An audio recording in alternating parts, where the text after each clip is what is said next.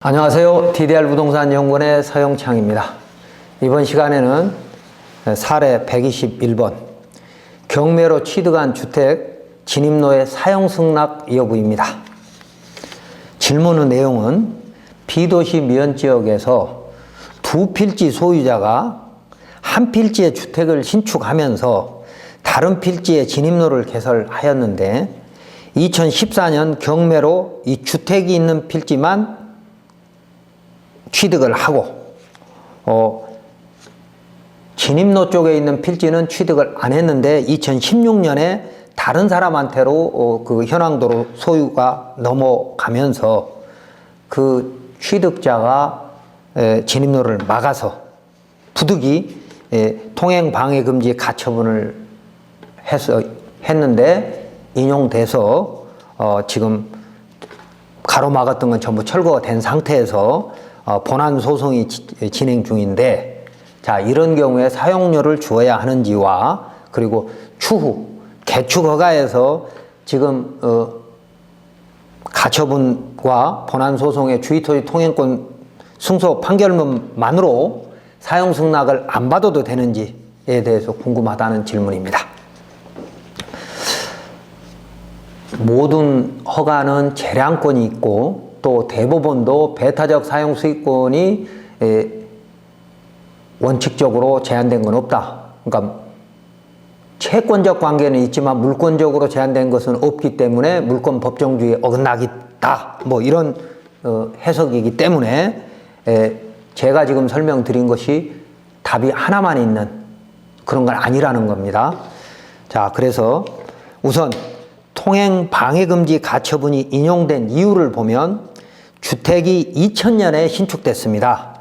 그때의 진입로가 3.5m로 만들어져서 오랫동안, 그러니까 20년 동안 이 3.5m 진입로가 이용되어 왔고, 또 2014년에 그 주택 소유자가 경매로 바꾸면서 그 경매로 취득한 그 주택 소유자 주거 생활에 기본적으로 요구되는 차량 진입로를 허용할 필요가 있고, 또 2016년에 그 현황 도로를 경매로 취득할 때에 이 통로 소유자도 이 통로가 타인 주택의 차량 진입로로 이용되고 있다는 사실을 알고 취득한 것이므로 또 이 현황 도로는 그 현황 도로가 들어있는 한 필지의 가장 끝에 있는 가장자리 부분에 위치해서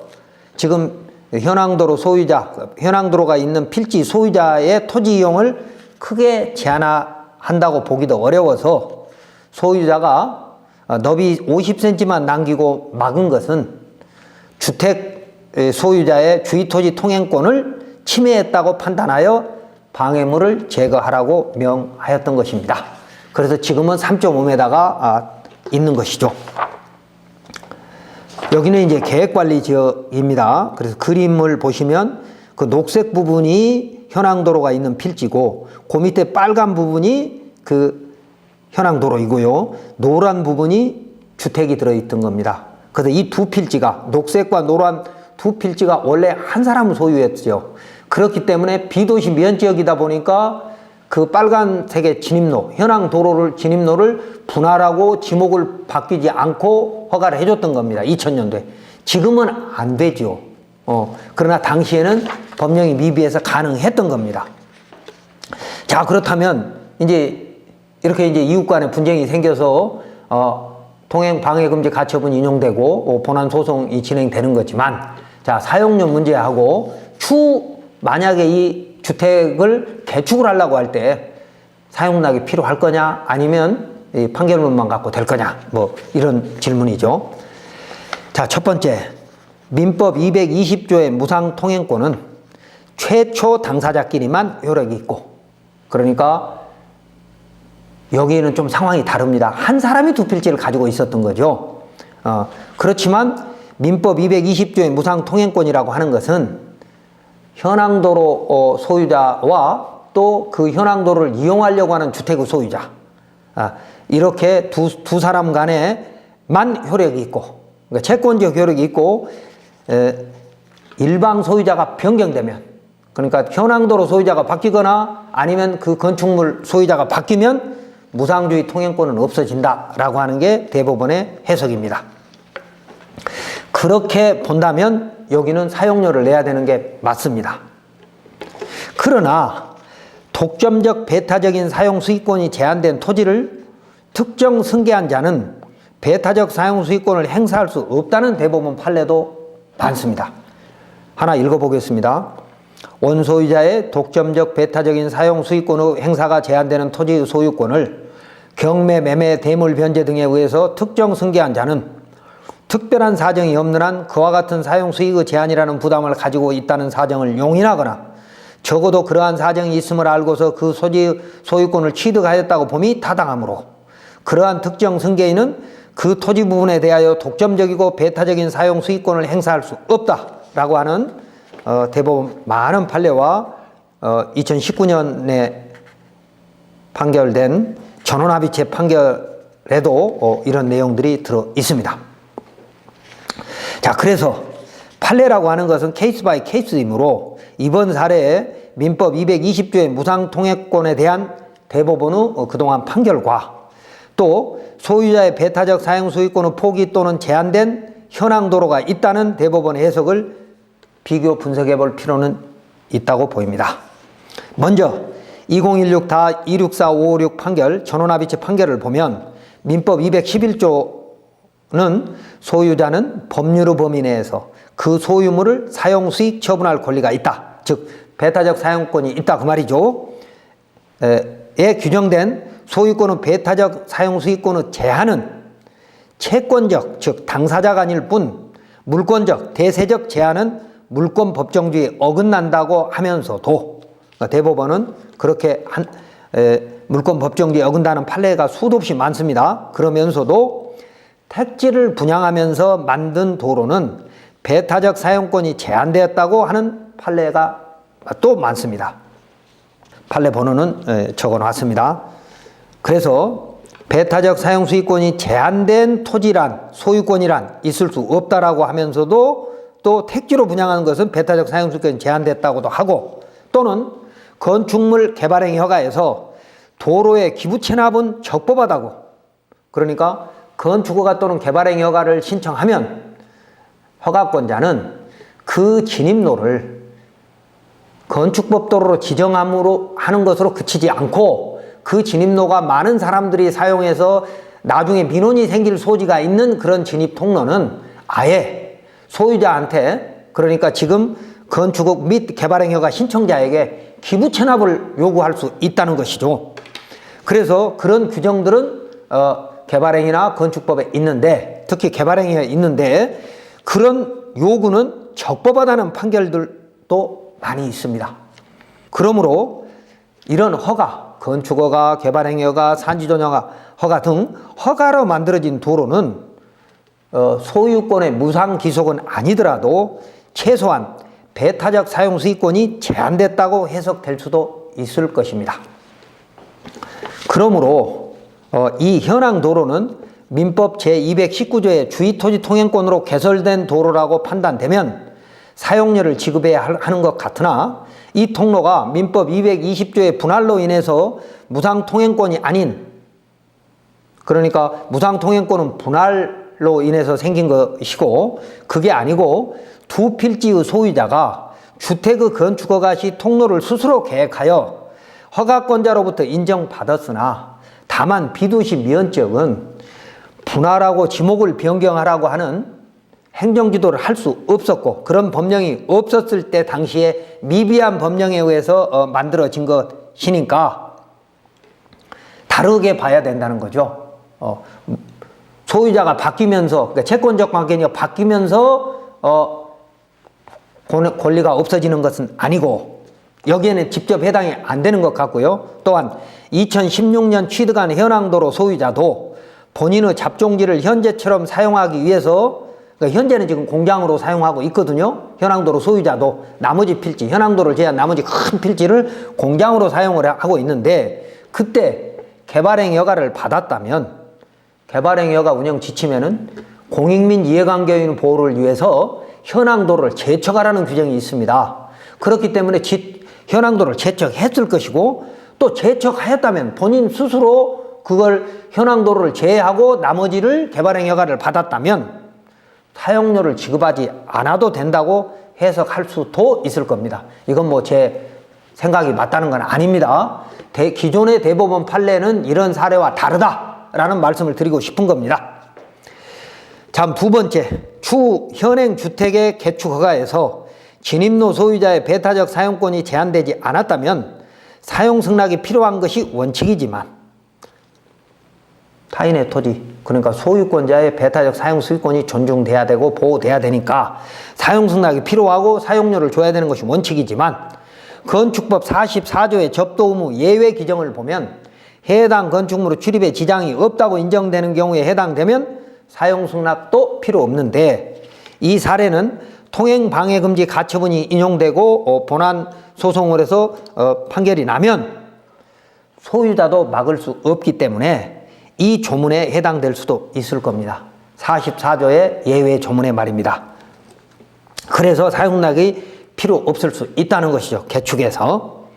자, 그리고 다음과 같은 이유로 배타적 사용권이 채권적 또는 물권적으로 제한됐다고 해석될 수도 있습니다.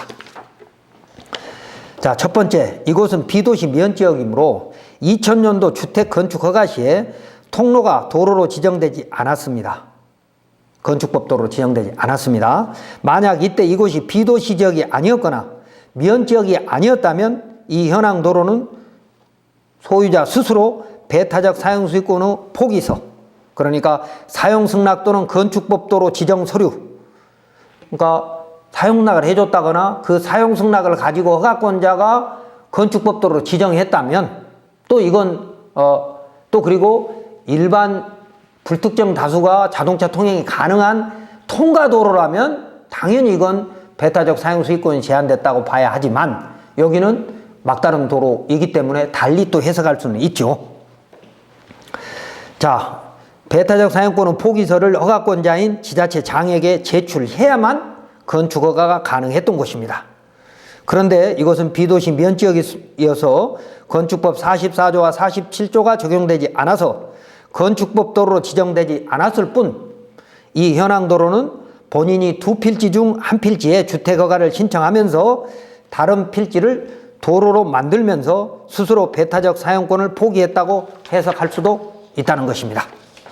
다음 두 번째, 당시 주택과 진입로가 한 사람 소유가 아니라 한 사람 소유였다면 당연히 여기는 무상주의 통행권 얘기가 나올 수가 없지만, 소유자가 각기 달랐다면 당시 건축 허가에서도 건축법 도로 지정을 위한 사용 승낙은 아니지만, 왜냐하면 비도시 면적은 건축법 도로 지정이 필요 없으니까, 그러니까 건축법 도로 지정을 위한 사용 승낙은 아니지만 타인 토지를 진입로로 사용하는 것이므로 반드시 사용 승낙을 요구했을 겁니다. 그리고 허가청에 제출을 해야만 허가가 되었을 겁니다.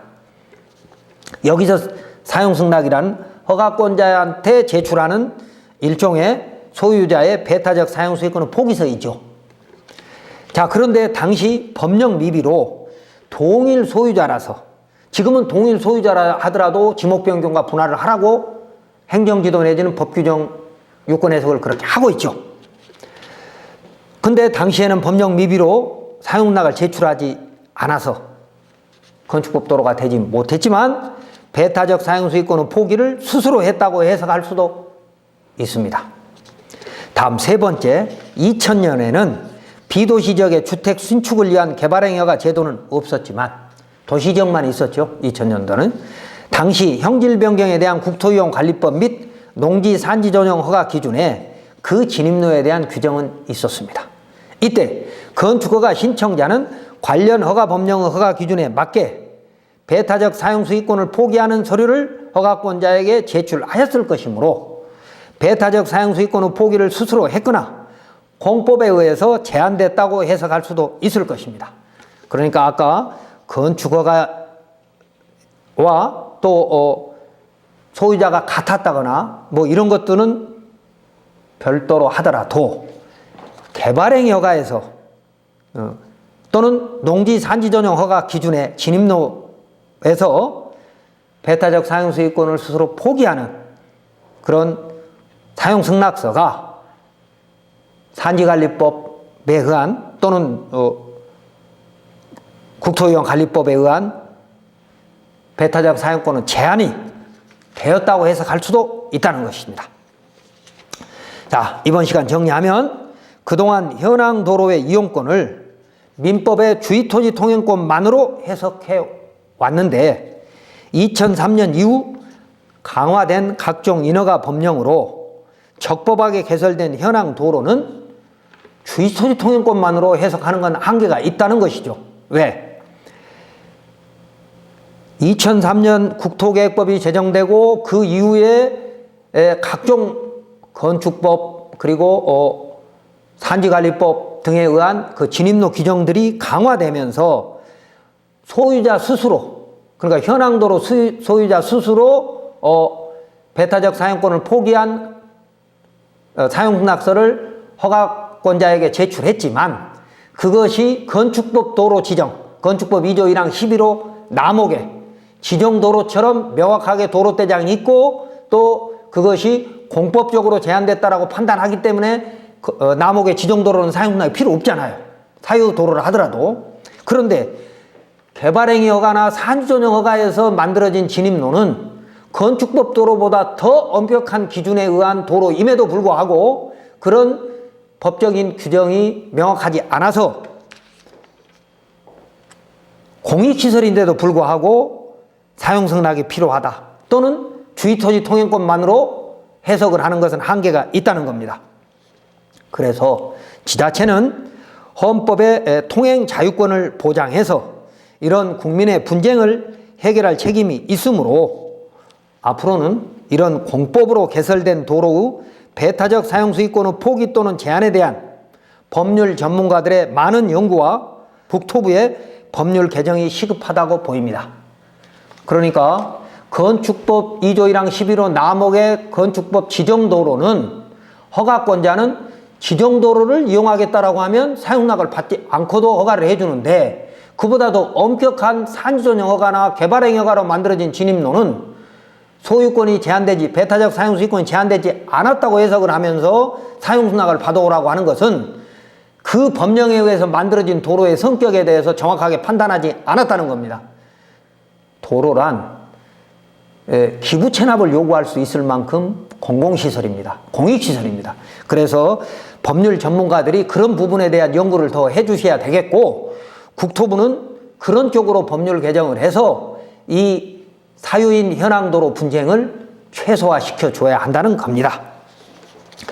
자, 이 사례에 대한 해석은 주의토지 통행권만으로 보면 사용료를 내야 하지만 소유자의 신청에 의해서 허가권자가 공법으로 진입로로 인정한 곳이므로 당시 법령 미비로 지적분할 및 합병이 안 되었지만 그 허가 시에 배타적 사용수익권이 제한됐다고 판단한다면 사용료 지급할 필요가 없다고 판단할 수 있고 추후 건축허가에서 이미 이곳은 지목이 되고 개발행위 허가 대상도 아니기 때문에 긴급시 피난차량의 통행로가 있으므로 건축법은 긴급시 피난차량의 통행로만 있으면 되잖아요. 그러니까 긴급시 피난차량의 통행로가 있으므로 주의토지 통행권 승소 판결문만으로 허가권자는 건축법 도로 지정을 위한 사용승낙을 또 요구해서는 안 된다는 것입니다.